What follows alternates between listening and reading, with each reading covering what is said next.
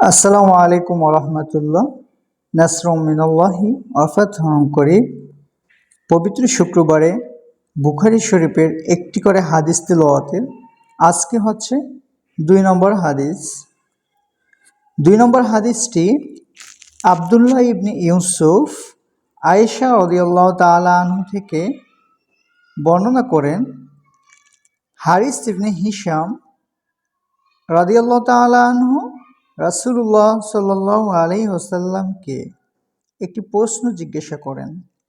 প্রশ্নটি হচ্ছে, ইয়া রাসূলুল্লাহ, আপনার নিকট ওহী কিভাবে আসে?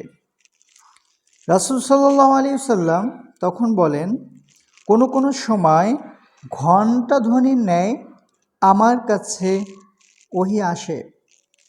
এটি আমার উপর সবচেয়ে কষ্টদায়ক হয় এবং তা সমাপ্ত হতেই ফেরেশতা যা বলেন আমি তা মুখস্থ করে নিই। আবার কখনো ফেরেশতা মানুষ আকৃতিতে আমার সঙ্গে কথা বলেন, তিনি যা বলেন আমি তা মুখস্থ করে নিই।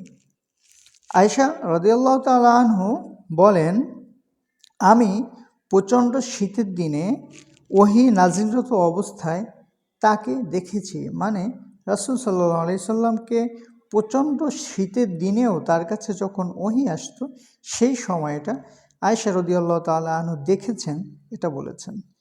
এবং ওহী শেষ হলেই তার কপাল থেকে ঘাম ঝরে পড়ত। আল হাদিস, বুখারী শরীফের প্রথম খণ্ডের 2 নম্বর হাদিস। আজকের হাদিসের বিষয়বস্তু ছিল রাসূলের কাছে ওহী কিভাবে আসতো এবং সেই সময়টায় তার কেমন অনুভূতি হতো, অথবা যেহেতু তার কাছে আসতো তার ভিতরের যে একটা উপলব্ধি বা ফিলিংস, সেইটা কেমন হতো, এই বিষয়ের উপরই মূলত এই হাদিসটি বর্ণনা করা হয়েছে। আজকের মতো এখানেই শেষ। ভালো থাকবেন। আসসালামু আলাইকুম।